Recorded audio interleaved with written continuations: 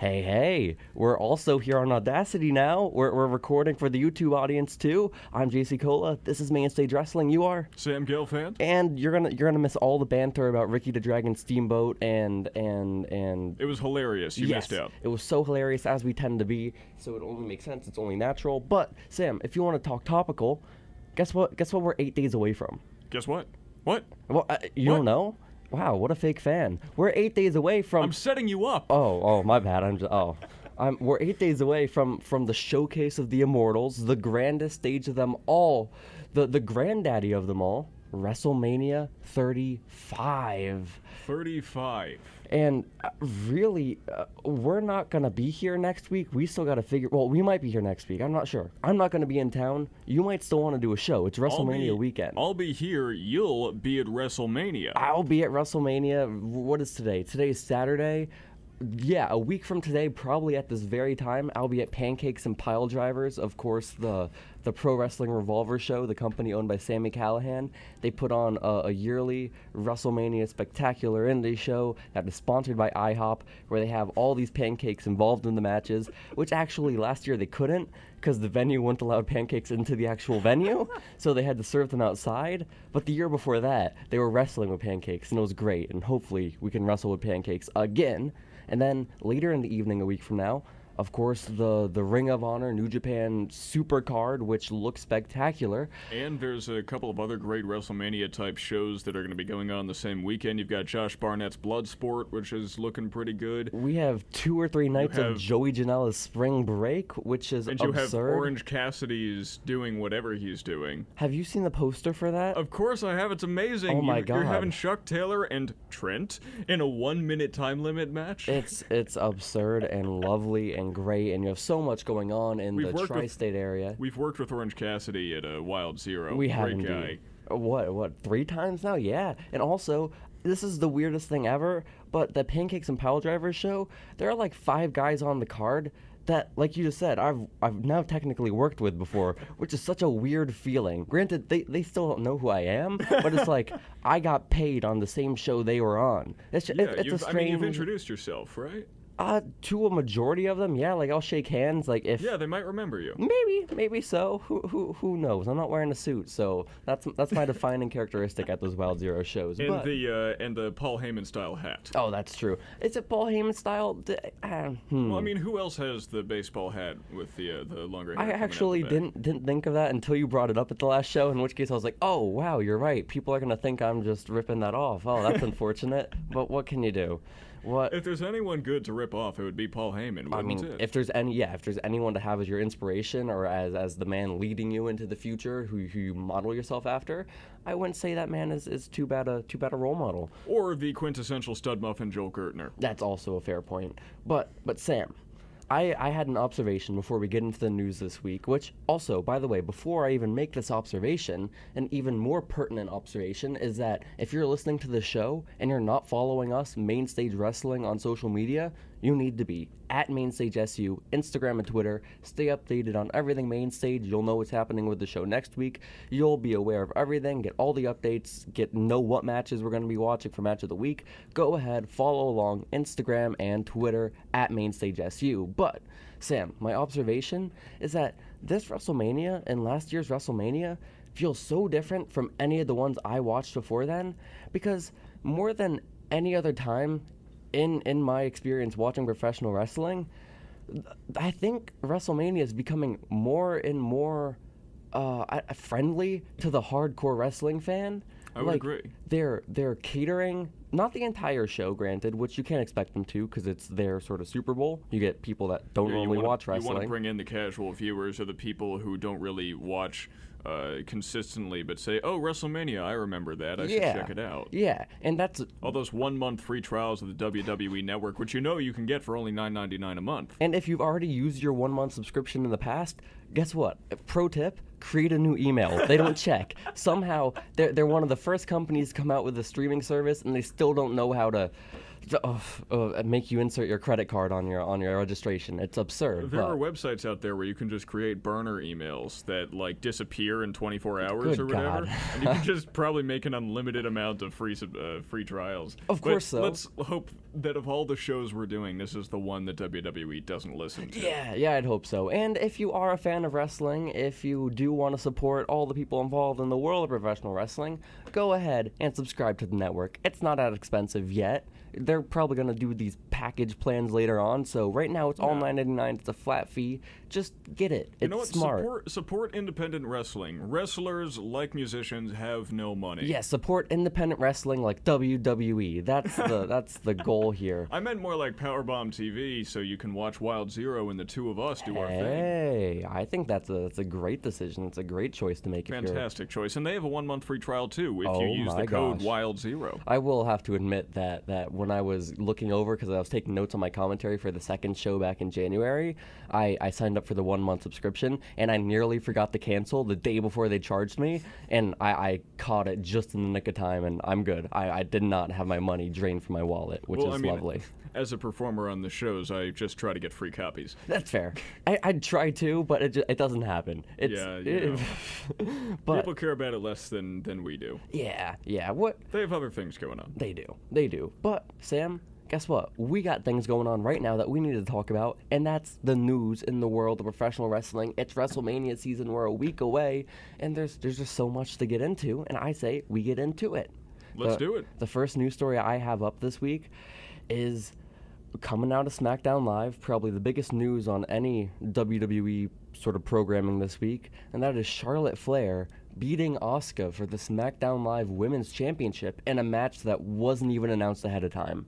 So, what happens is we get this 4-way match announced earlier in the week on social media with, I think we got not Daria, what's her name? Sonya Deville. I still think Daria Baronato on occasion. And now too. she changed her name on Twitter to Daria Baronato, so she's not helping me at all. Like, I'm trying to learn your name, but you're not doing me any favors, Daria. So Don't worry, give WWE 3 months. It'll just be Sonya. That's sadly true, probably. So we got.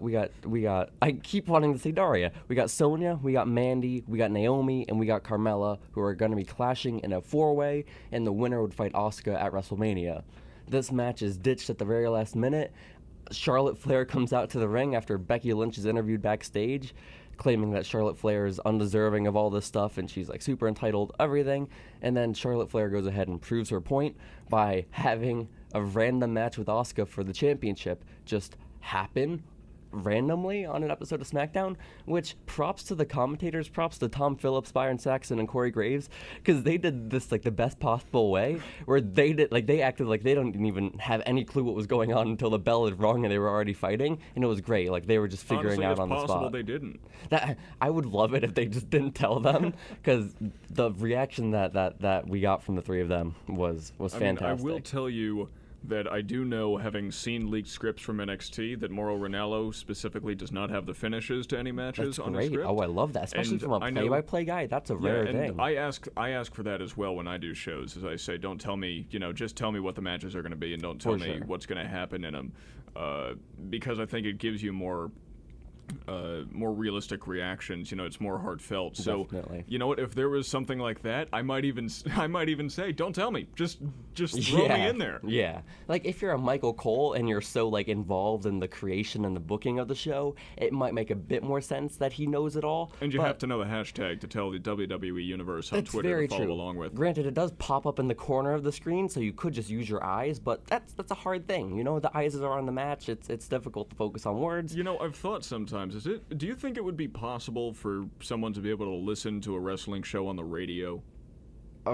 Like to follow along? Or do you think it's too much of a visual art? You can't do it with today's commentary in WWE, like the 3 booth teams. But if you have like a 1-man booth and it's Gordon solely doing commentary, then yes, I think so. Because if you're just focused on describing the action, I think it could work. Because Gordon Soley's gotten he's the guy that I'm using as my main example here, because he's the one that everyone knows as being like, he could tell a blind, paint a portrait of a match for a blind person, and they would not be missing out on a single thing, you know? Yeah. Which actually Leroy McGurk, the old promoter of the Oklahoma territory, he was a blind man, and he said that Gordon Solie could actually just call a match in the best possible way and show him everything going on, and I think that's the best testament you could get if you're a professional wrestling commentator or a commentator of any sport. Yeah, I think so.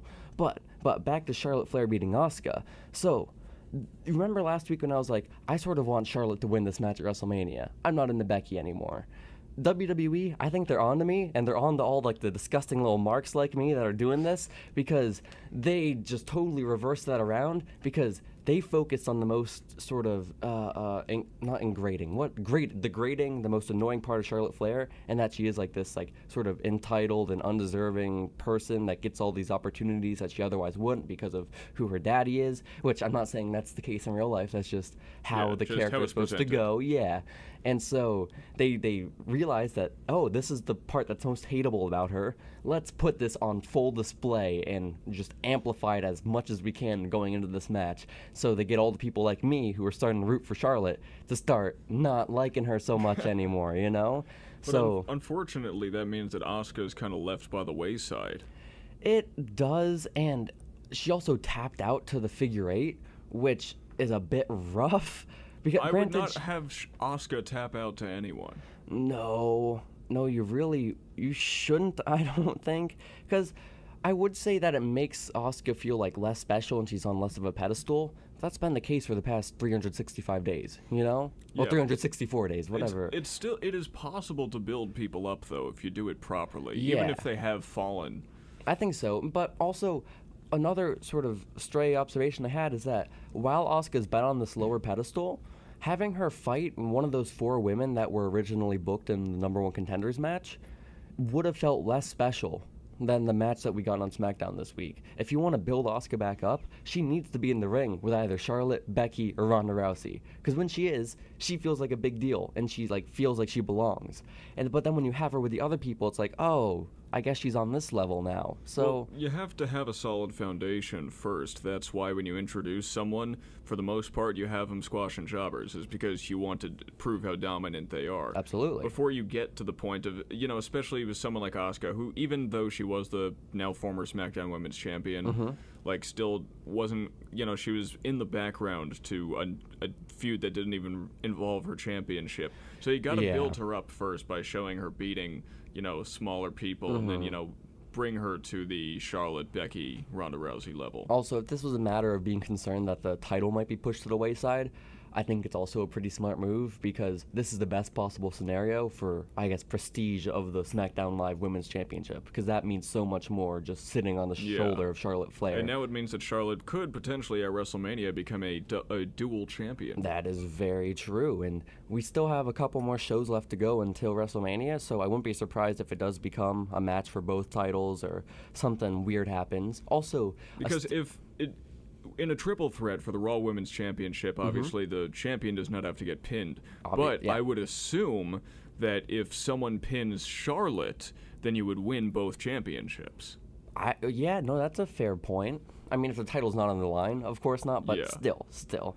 But if it's your WrestleMania main event, why would it not be on the line? Yeah, I get what you're saying. And then, I don't know if you saw, but I think it was earlier yesterday, a match was announced for Raw this week, which is the 3 women in that match, Ronda Rousey, Becky Lynch, and Charlotte Flair, are going to be teaming up to take on the Riot Squad. And if anyone on the team of Rousey, Becky, and Charlotte is to sort of go against their own teammates, is to cause any dissension in the group, they will be taken out of the match at WrestleMania.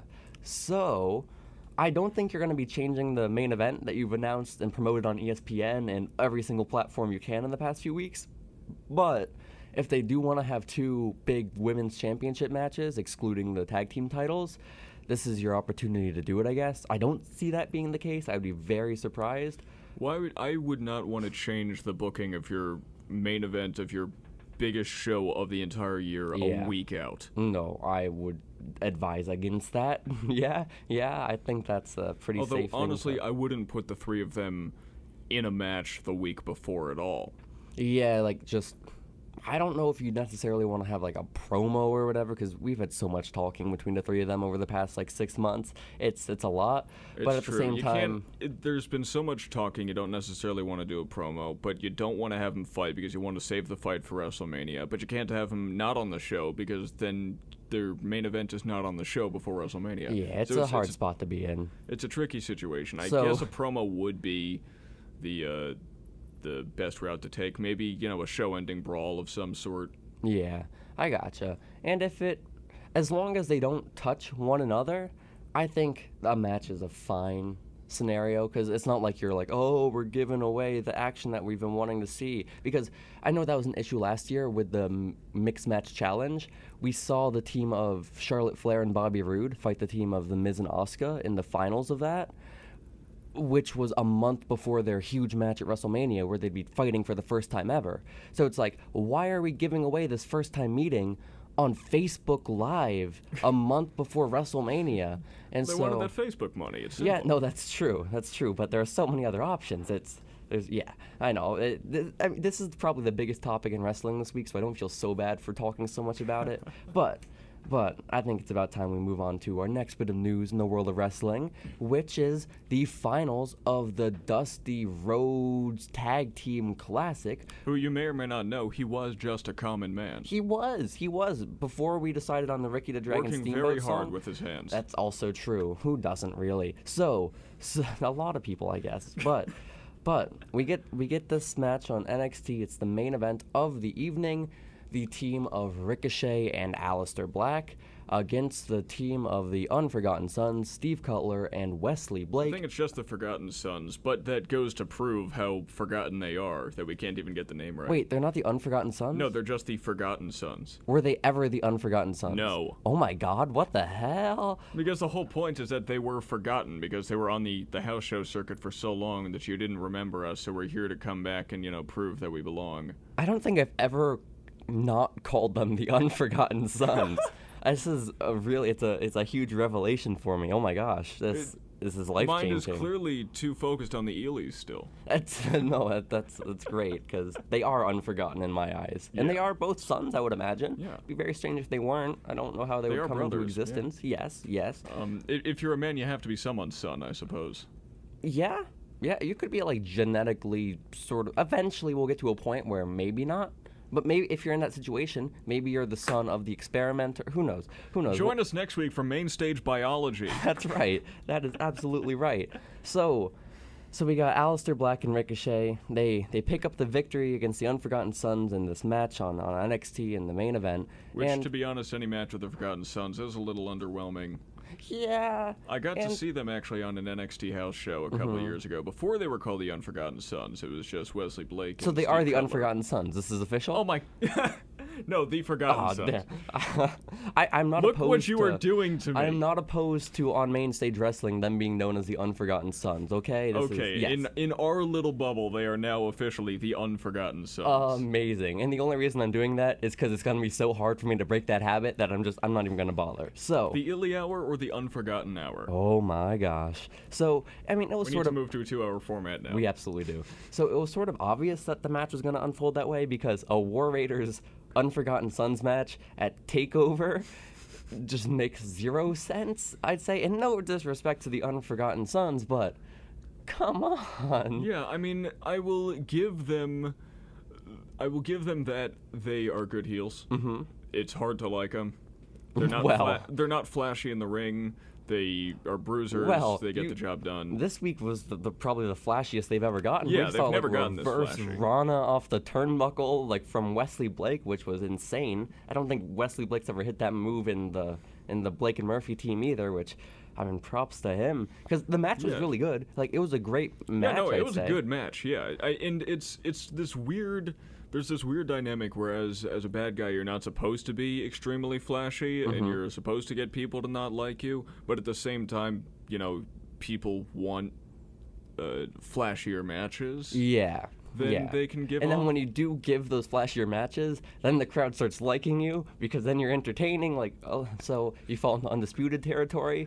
Which you have to find this territory where you can be. I think it's possible to be a bad guy where you're flashy, but also at the same time you are extremely conceited as about per it. Kevin Owens. I'd say. Pretty much, where you're arrogant but flashy at the same time. Definitely. Where as long as you give off that snide feeling, if you will, then people will still dislike you. Which, I mean, I'll say, even Elias, he's not the flashiest wrestler in the ring by any means, but he's probably my favorite bad guy in all of wrestling right now, you know? So, like, I think that Brock Lesnar should break out a few of his older moves from, like, the 2003 era just to prove, because I think it says something that you can prove that you can still do it. It's doing more and bigger moves just as for the arrogance of it, to prove, hey, I can do anything. Yeah, Brock Lesnar's not here to prove anything, you know? He's here to pick up that check and just have his fun on his farm with his daughter and wife and just live his life, you know? But I mean, if also with this match on TakeOver in the finals of the Dusty Cup, if we knew the Unforgotten Son's finisher, that would have helped in the suspense of the match. It was the double stomp and the flatliner, I think. Okay. Was that a flatliner or a neckbreaker? I don't remember. But it's the double stomp, flatliner, neckbreaker. I gotcha. Because at one point there was like an electric chair gut buster or something that was insane.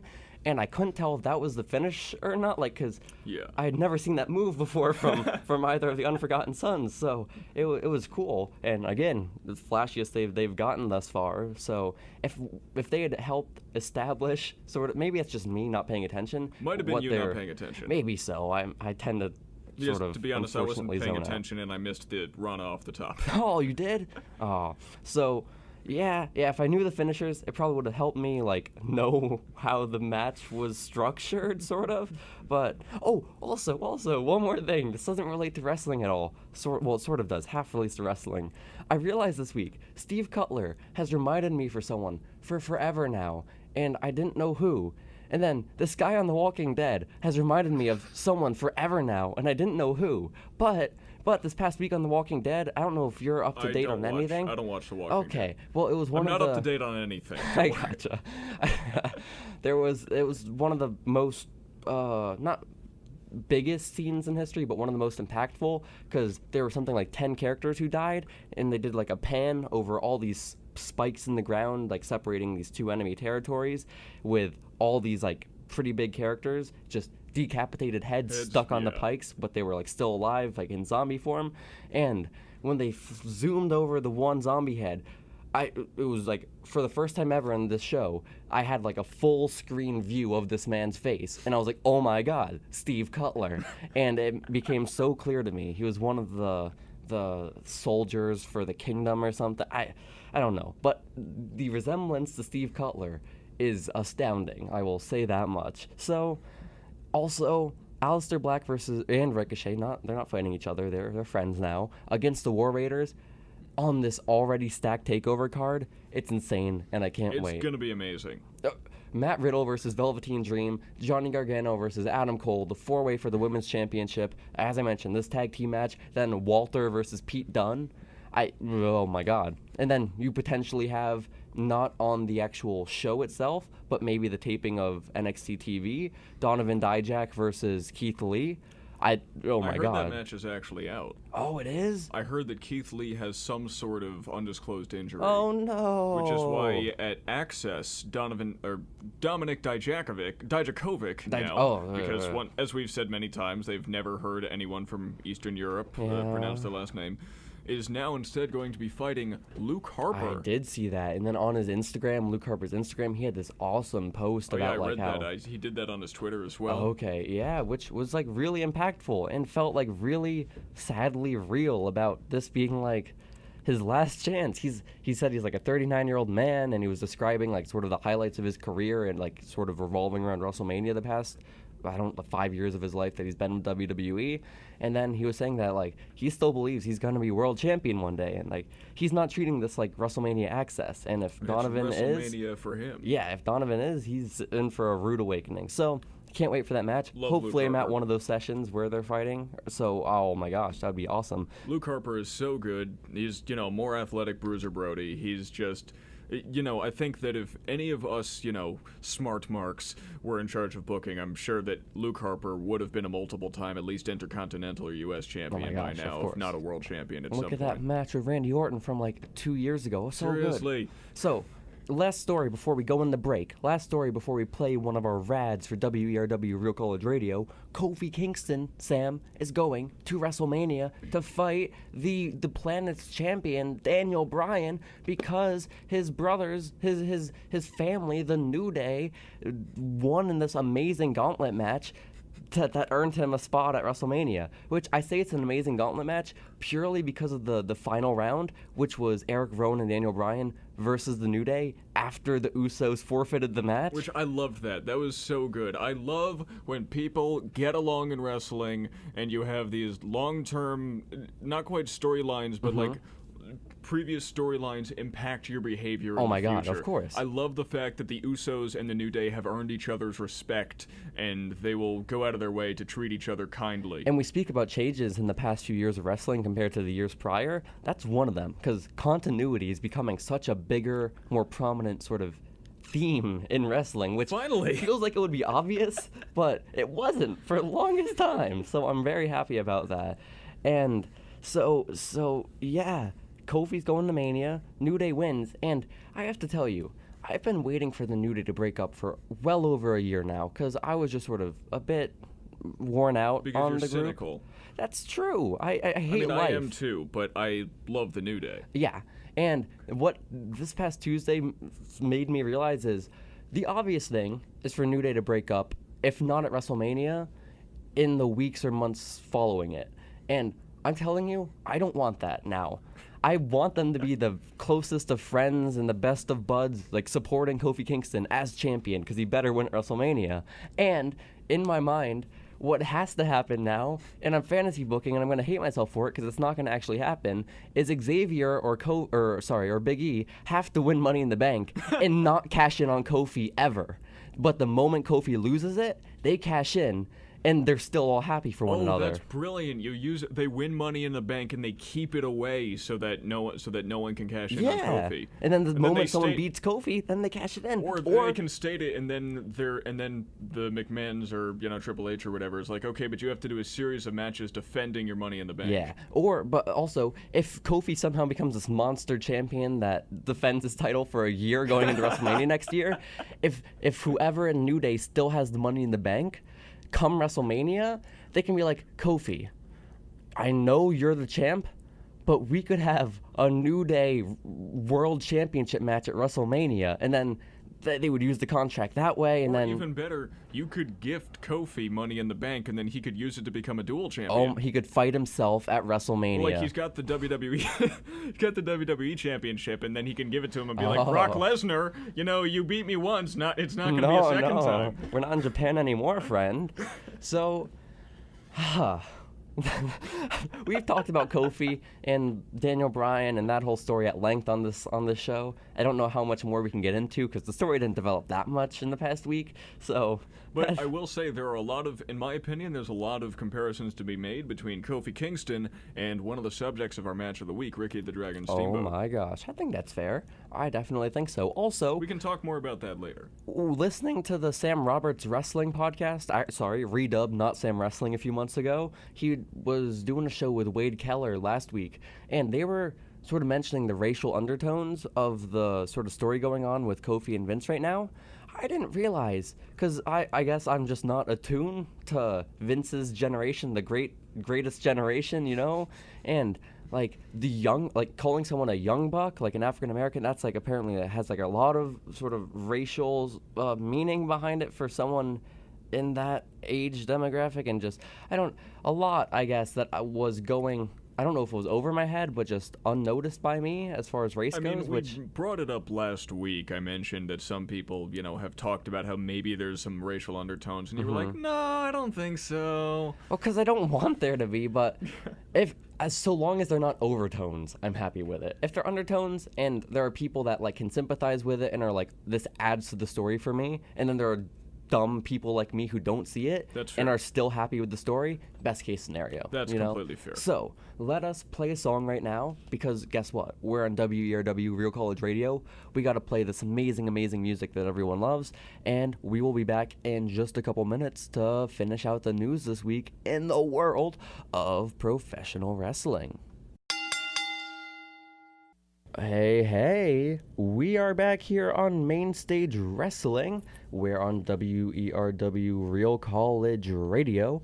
And again, I'm Jacy Cola. You are? Sam Gelfand. And you can follow along with everything Main Stage at MainStageSU on Instagram and Twitter. But we have some more pressing issues to get to. We're still going down the news in professional wrestling from this past week, the week preceding that of WrestleMania weekend. And I think it's about time we hop into our fourth story, and that is, Sam, I don't know if you're totally aware of this, but probably not. This isn't as big of a story as maybe warranting a spot on the show, but it means a lot to me, and And you know what? You're the host, so you can do whatever you want. I am. I feel bad because last week I told you know about a new story about this video game, and this is probably on the same level of relevancy, but I gotta talk about this, because I don't know if you're aware, and maybe the listeners aren't aware either, but there's this man named Tom Magee.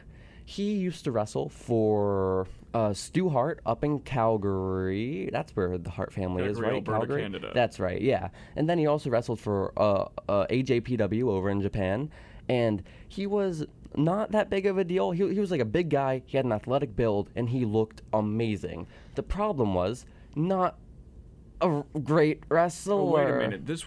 Was this the dude that Bret Hart got like the one phenomenal match of his entire career out of? You are on to something, Sam. And apparently, like, WWE will never release the footage. You are on to something, because he's this great athlete. He was trained by Stu Hart. Looks amazing. He has the look. He's prototypical. Vince McMahon would love this dude. He looks like, I don't know, like Kerry Von Erich, but like with a real foot and even more jacked and all the more of an athlete, unfortunately much worse of a wrestler.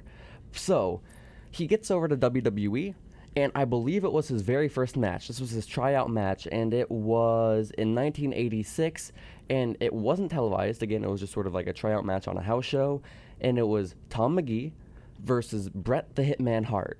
And this thing has gone down in history as being such an amazing match. Like, Dave Meltzer wrote a review about it in his newsletter, and it's been talked about for many, many years as being this amazing match that only the people in attendance have like really ever seen.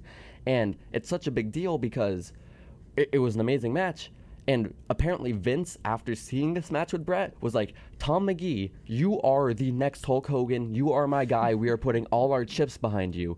And then, unfortunately, what they did was they had Tom Magee in a match without the excellence of execution, without Bret Hart.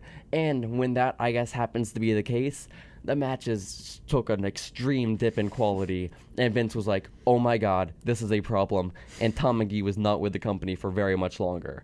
And I guess this was an extreme embarrassment for the World Wrestling Federation at the time and Vince McMahon, because no one has laid their eyes on this match since that night in 1986, you know? Because WWE does tape all of their house show matches. They do. They tape everything. They just don't release them usually, but they have them in the vault in case, like, you know, we have the WWE Hidden Gems series on the network, for instance, but they all have them taped just in case. Mm-hmm.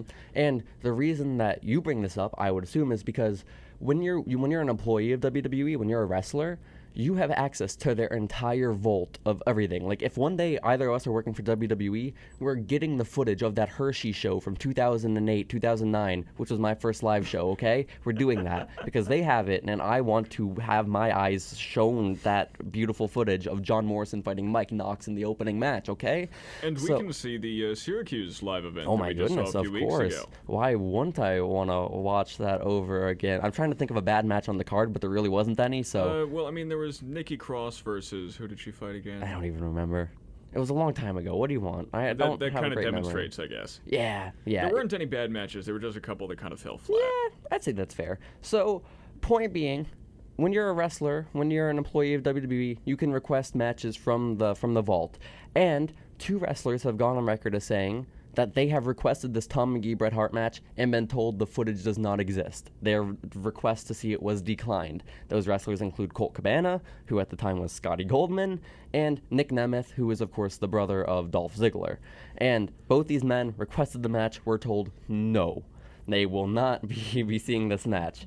And so it's been a big deal, because it's like, we want to see this fabled match, and for the past over nearly 30 years, this has been a huge like sort of mythical fabled thing for wrestling fans, because it's like, let us see this amazing match between Bret Hart and Tom Magee, and why Vince McMahon ended up with egg on his face. So what's the news story? What's the development? The development is that on Twitter last week during Smackdown Live, a fan tweeted out, her name is, or her Twitter handle is @MaryKayfabe.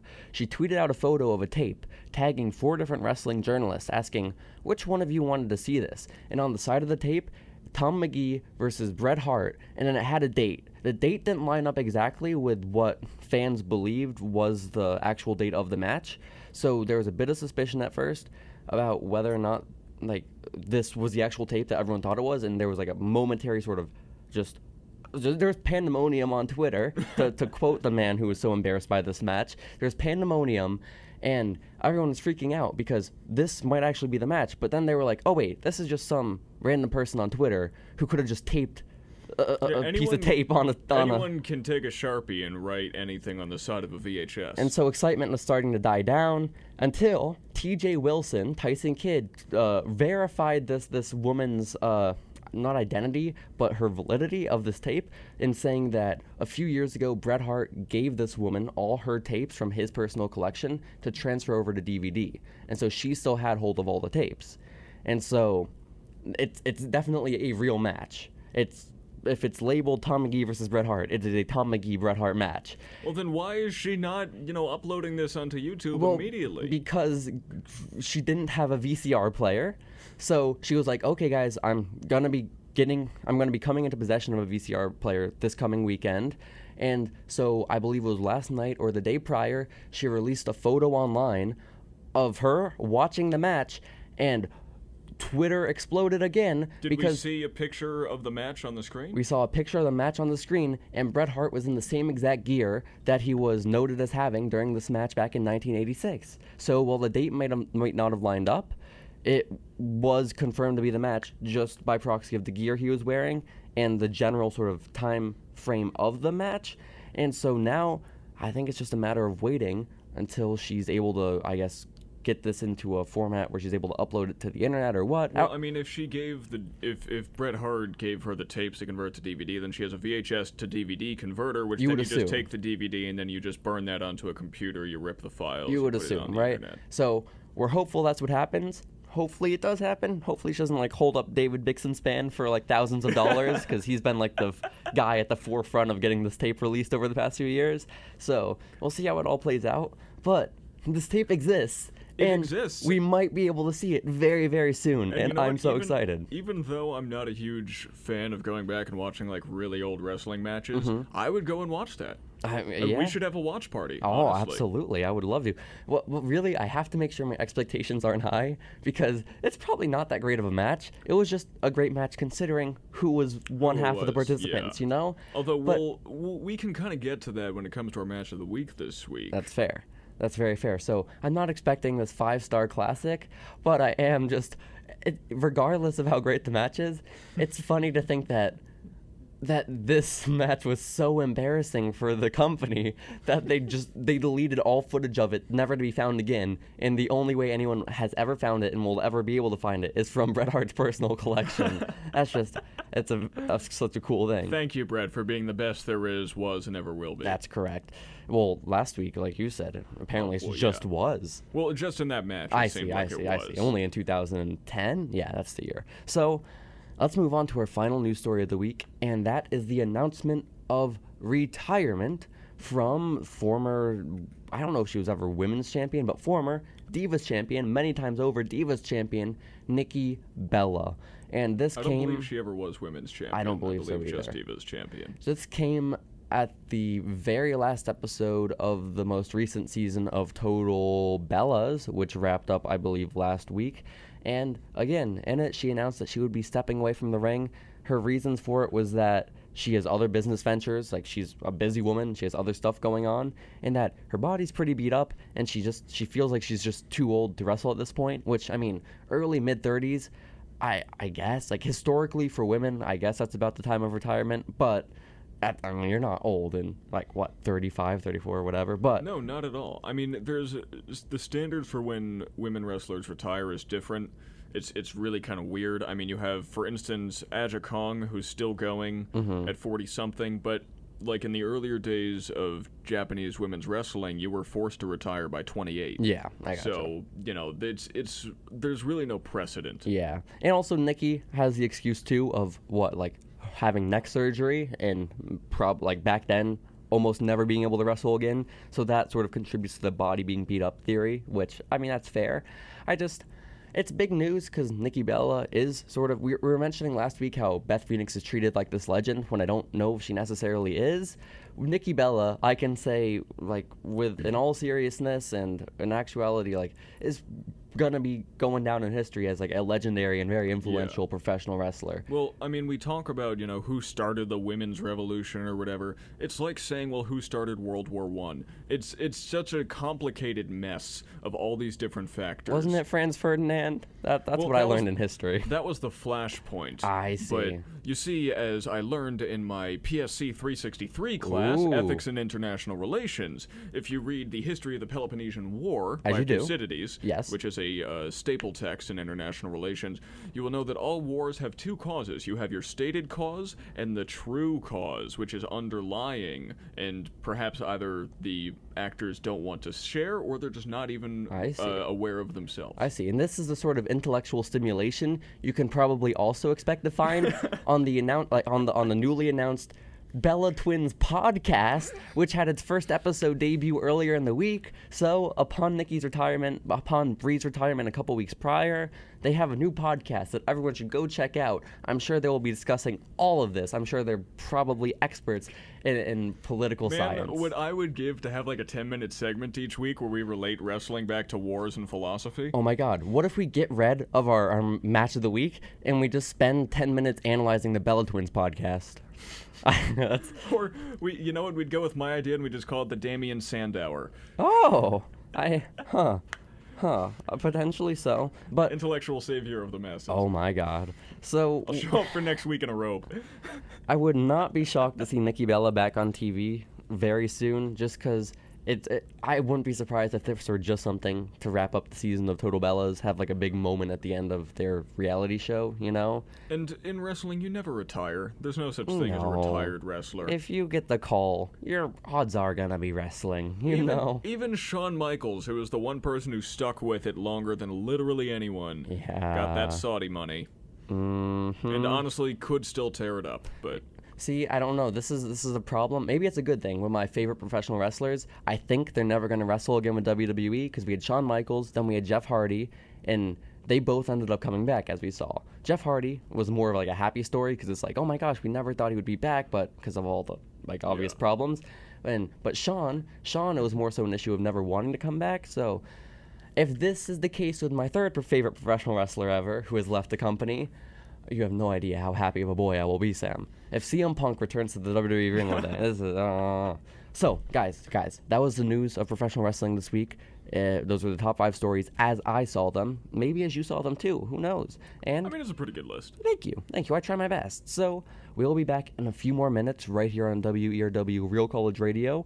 We're going to play one more song, and then we'll cover the match of the week in Macho Man Randy Savage versus Ricky the Dragon Steamboat from WrestleMania 3. So, we'll be right back, guys.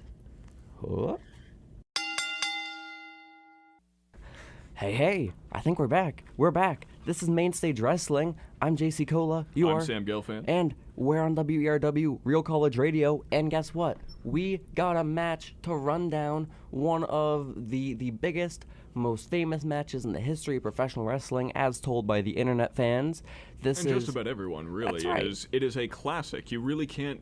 When you say what match is a classic, I think this is the one that everyone thinks of. Yeah, no, people are still buying T-shirts with Macho Man and Randy Savage on it that say WrestleMania 3, you know? Like, Homage.com has made a lot of money from that T-shirt. So, that's the match that we're covering this week. Ricky the Dragon Steamboat versus Macho Man Randy Savage. WrestleMania 3, Pontiac Silverdome, Pontiac, Michigan. March 29th, 1987, in front of, I have attendance listed as 93,173 screaming Hulkamaniacs. That's got to be worked, right? Because that's a lot of people. Well, the Pontiac Silverdome did have like a 70,000 something capacity for football. And but then you had the floor, too. All the floor seats. I gotcha. So it's entirely possible that is a relatively accurate number. I see. And like Camping World Stadium for WrestleMania 33 probably was around 78,000 people in total. Yeah, I gotcha. So, guys, it's nearly, as we mentioned, 32 years ago to the day yesterday. Macho Man Randy Savage is the Intercontinental Champion going into this match on this huge stacked card, which you will also on this card, some notable matches that I saw when I was going down the list on Wikipedia were a hair versus hair match with Roddy Piper and Adrian Adonis, which I'm very tempted to go ahead and watch anyway. We got the Honky Tonk Man versus Jake the Snake Roberts, who had Alice Cooper in his corner.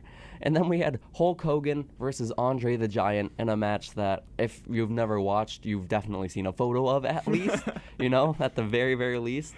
And so just the idea of the Hogan versus Andre match is possibly the biggest match of all time. I think so, absolutely. So there were two iconic matches in pro wrestling history on this card, which is pretty cool. Because I don't know, if you think wrestling, Hogan Andre is bound to be an image that pops up. So is this match amazing. Maybe Two kind of iconic matches, and one of them was good. Well, debatable. So this is let's get into the story, I guess, of this match going into it. So Macho Man Randy Savage is the Intercontinental Champion, and he was defending his title on a match on WWF Superstars back in November before this WrestleMania card. And what ended up happening was Randy, he climbed the top turnbuckle with the ring bell in hand and dove off of it, driving the ring bell into the throat, into the neck of Ricky Steamboat, which put him out of action for months. Just dastardly maneuver, so devastating. Off the top rope, a ring bell driven into the throat, and it crushes his larynx, apparently. And so it keeps him out of action. Or as Jesse Ventura calls it, the larynx. Well, spell check was putting me in my place yesterday for this match, man. I will tell you that. So, yeah, injury kept him out of action for a good number of months until later, a couple months later in January, he appeared in George the Animal Steel's corner in a match against the Macho Man on Saturday night's main event. And then this led to a weird sort of love quartet, is that what I would call it? A love square between the four of them, in which case I guess George the Animal Steel was obsessed with Miss Elizabeth and like kidnapping her and stuff. He's an animal. He is.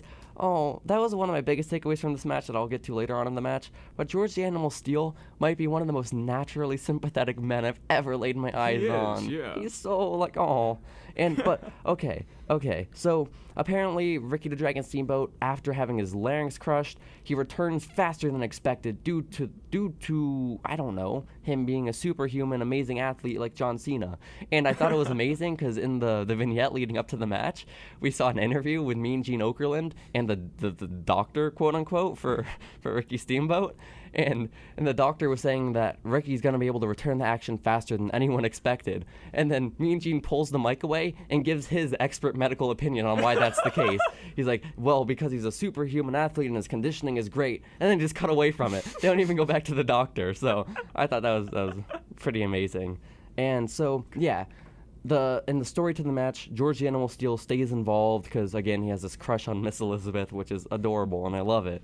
And because I guess also at this time is when Macho Man's starting to mistreat Elizabeth a bit, I guess, and being a bit, like, forceful and demanding with his wife. Yeah, like early in the match, he rolls out of the ring and carries Elizabeth over to another corner to supposedly keep her away from George the Animal Steel, but also kind of manhandles her in that aspect. I can say that was done out of love to protect him from this man. Yeah, but it's also, I mean, I had it in the match that Randy Savage came off, to borrow some terminology from Dungeons & Dragons, as a bit of a lawful evil. I see. In that he didn't, besides the ring bell, he really wasn't doing much to cheat, per se. Yeah. He was just being forceful and taking shots from behind, and, doing things that are frowned upon but not illegal. Yeah, so all told, this match was 14 minutes and 35 seconds, and we saw a whopping 22 pin attempts in those 14 minutes. Which, by the way, there should be more lawful evil heels, in my opinion. You don't have to cheat to be a bad guy. No, you don't. You really don't. But yeah, no, this match, 14 minutes long, 22 pin attempts, and you can see how, like, sort of a lot of what happens in this match is so influential in wrestling today, because you saw, like, one of the earliest examples, at least as far as I've seen. I haven't gone back and watched that many matches from the 80s and prior, but the back and forth pin attempts where they're rolling back and forth, cover to cover to cover, and the reason I thought it was so, like, cool to witness back then is because the crowd was biting on every single pin attempt, which today just happens so often that no one cares. But every single time they were going back and forth with the pins, the crowd was biting on the two, and it was really cool. The escalation, that's one of the things I had noted in here, is that when you think about the difference, 32 years and 1 day ago from now was this match, and you look at how wrestling has changed. This was kind of the classic blueprint of what a good structured American match would become, and that slow escalation and the build and gaining the sympathy, etc., etc. And of course, it's worth noting that this was one of the first ever matches that was actually completely planned prior to the match. I was looking at this article online, which was interviewing a whole bunch of people involved, like Lanny Poffo, Macho Man, Ricky Steamboat, and George the Animal Steel. And there was a quote from George the Animal Steel who said he was, like, so fed up with these two guys because they started planning the match since Ricky Steamboat's return in January. They'd been working on planning this match for over 3 months, and George the Animal Steel was saying that he never calls matches ahead of time. He calls it in the ring. So he was so pissed off with these guys. At the time, no one planned matches. It was only called in the ring at the time, which is why the structure was so notable. So we're gonna have to start wrapping things up. We're gonna have to start moving things along. So finish of the match was a bit confusing. It sort of abandoned the normal rules of wrestling psychology, because, like, you had the bad guy sort of get screwed over and the good guy sort of accidentally cheat to win, which is weird. But still, it was fun. It was entertaining. But it's comeuppance is the way I think it's supposed to be viewed. Yeah, I think so. My point I was trying to make is that you look at, like, towards the end of the match, what are your big moves? You have a vertical suplex, a gut wrench suplex, and then, like, a slingshot. Running elbow strike. These are your go home moves in 1987, where today that's how you start a match. Gorilla Monsoon said he's throwing everything but the kitchen sink at Steamboat, when it was just a catapult, an elbow strike, and a double axe handle, which was pretty exemplary. If it was today, I would imagine, the moves would be of much greater caliber, I guess you would say. But at the time, you have to evaluate the match, in the time period that it was. So also, I'm very upset that the catapult existed back then. I didn't know that it did. My least favorite move in professional wrestling, I think. I'm not a fan either. So, I don't know. My biggest takeaway for me, George the Animal Steel is a sweet and lovely and sympathetic man. What is the biggest takeaway for you, Sam, before we close things out? I enjoyed the story. I enjoyed that the Intercontinental title felt so prestigious. It felt like a second championship rather than a secondary championship. And I missed the old presentation of the lower hard cam with the depth of field and the blurred crowd in the background. So clearly we watch pro wrestling for the same reasons. Okay, guys, we will be back next week with more Main Stage Wrestling. Be sure to tune in then. Great match. Man, amazing. So we'll be back then. Thank you all for joining us again today for Main Stage Wrestling. Goodbye, everybody.